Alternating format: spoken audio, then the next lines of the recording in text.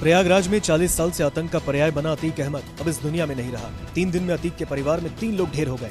शनिवार की शाम हुए हत्याकांड ने 18 साल पुराने घटनाक्रम की याद दिलाई। ये कहना गलत नहीं होगा कि अतीक और उसके परिवार के खात्मे में एक महिला का श्राप लगा। श्राप उस महिला का जो शादी के 9 दिन बाद ही विधवा हो गई और उसके पति की अतीक के गुर्गों ने हत्या की। जी हाँ, वो नाम है सपा विधायक पूजा पाल का। ये वही पूजा पाल है जिनके पति और बसपा विधायक राजू पाल को अतीक अहमद के गुर्गों ने साल 2005 में सरेआम मौत के घाट उतारा था। तभी से वो अकेले अतीक गैंग के सामने निडरता से खड़ी रही। पूजा बेहद गरीब परिवार से ताल्लुक रखती हैं और अपने पति के मर्डर के बाद राजनीतिक विरासत को संभाल रही हैं।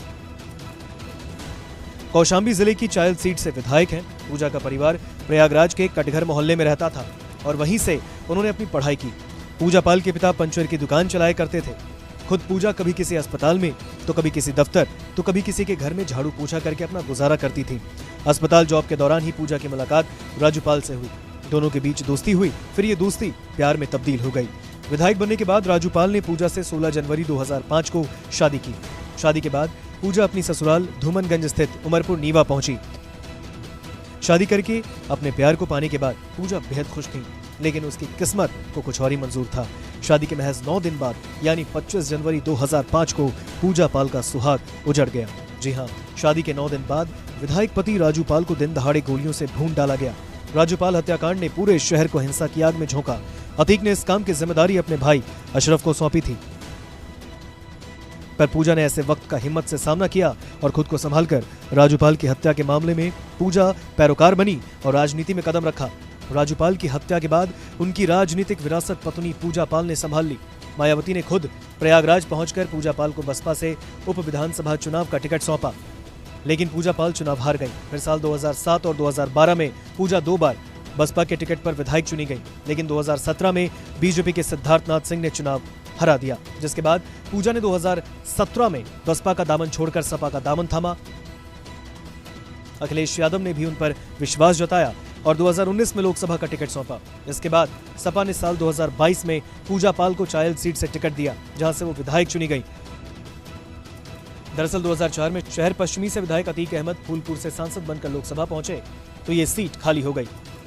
इस सीट पर कुछ दिनों बाद उपचुनाव हुआ और इस उपचुनाव में राजू पाल ने बाहुबली अतीक अहमद के भाई अशरफ को हराकर सनसनी मचाई, क्योंकि उस वक्त अतीक के नाम का डंका बजता था और लोग कांपते थे।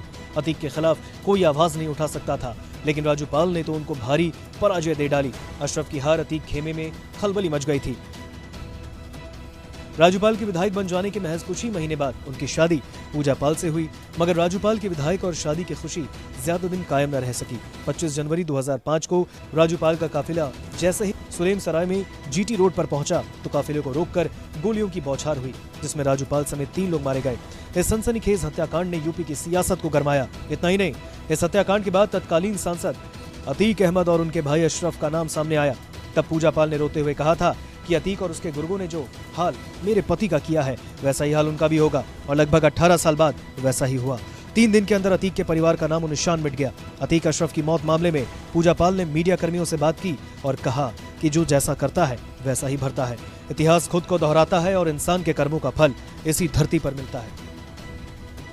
अपने शहर, अपने प्रदेश की ताज़ा खबरों के लिए लाइक करें, शेयर करें, सब्सक्राइब करें और हाँ, बेल आइकन दबाना ना भूलें, क्योंकि खबर हमारी, फैसला जनतंत्र का।